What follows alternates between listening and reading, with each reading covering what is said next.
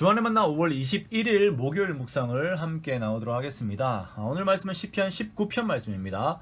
세계 만물을 지으신 나의 하나님이라고 하는 주제로 함께 묵상을 나누도록 하겠습니다.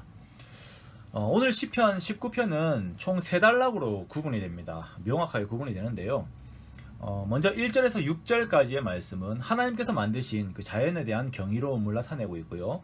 7절에서 11절까지 말씀은 하나님의 율법에 대한 경이로움, 그리고 12절에서 14절까지는 그 하나님의 종, 인간의 모습을 이렇게 나타내고 있습니다.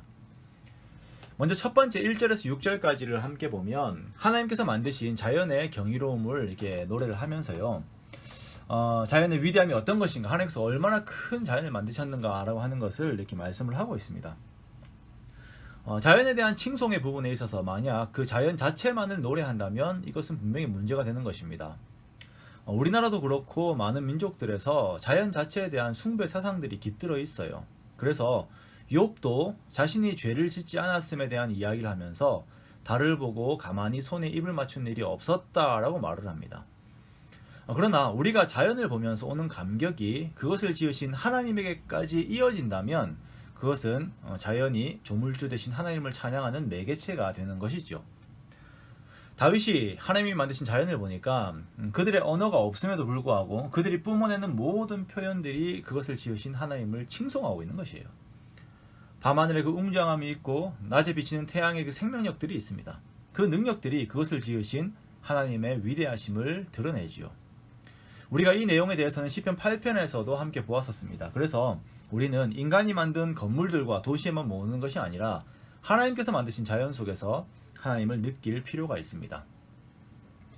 자, 그리고 다윗이 찬양하는 두 번째는 하나님께서 만드신 율법이에요. 자, 여호와의 율법에 대한 속성들을 쭉 나열하고 있는데요. 한번 보면 그것이 완전하여서 영혼을 소성시킵니다. 그리고 확실하여 우둔한 자를 지혜롭게 하고 정직하여 마음을 기쁘게 하고 순결하여 눈을 밝게 합니다.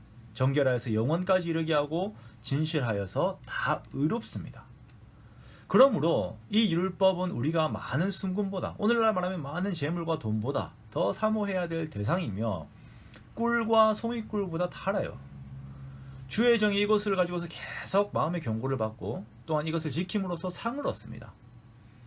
저자의 시각이 하나님께서 만드신 거대한 자연에서 자기 자신의 내면으로 딱 들어오게 되죠. 위대하신 하나님께서 자연의 아주 작은 존재인 이 인간에게 말씀을 주시고 그 말씀으로 인간에게 하나님의 속성들을 계속 불어넣어 주셔서 그 사람으로 하여금 존엄한 그런 존재가 되게 합니다. 성도를 이 말씀으로 다듬으셔서 하나님의 형상으로 계속 빚어가시는 것이에요. 그러므로 마지막 단락인 12절 이하를 보면 더더욱 하나님을 추구하는 그 저자의 모습을 보게 됩니다. 이제 죄를 싫어하고 이제 고범죄라고 하죠. 고의적으로 계속 짓는 죄를 이제는 멀리하게끔 하나님께 요청합니다. 예전엔 죄가 좋아서 계속 그것을 따라갔지만 이제는 하나님 말씀처럼 자신도 순결하고 정결한 모습을 가지기를 원하는 것이에요. 그리고 이 요청이 하나님을 닮아서 죄를 짓지 않고 정결해지기를 원하는 이 요청이 내 입의 말과 내 마음의 묵상으로 주께 연락되기를 원하는 기도로 시가 마무리가 됩니다. 사랑하는 성도 여러분, 사람이 보고 있는 것에 따라서 그 추구하는 바가 달라지게 돼요.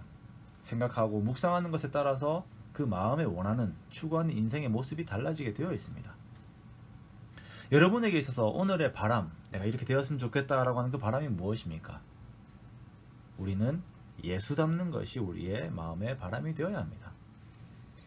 천지를 지으시고 그 만물을 위해서 친히 고난당하시고 부활하심으로 모든 죄와 사망의 권세를 이기신, 그리고 완전한 성품과 완전한 거룩하심을 나도 담기를 간절히 소원하며 주님의 말씀을 더욱 사모하는 저와 여러분 되시기 원합니다.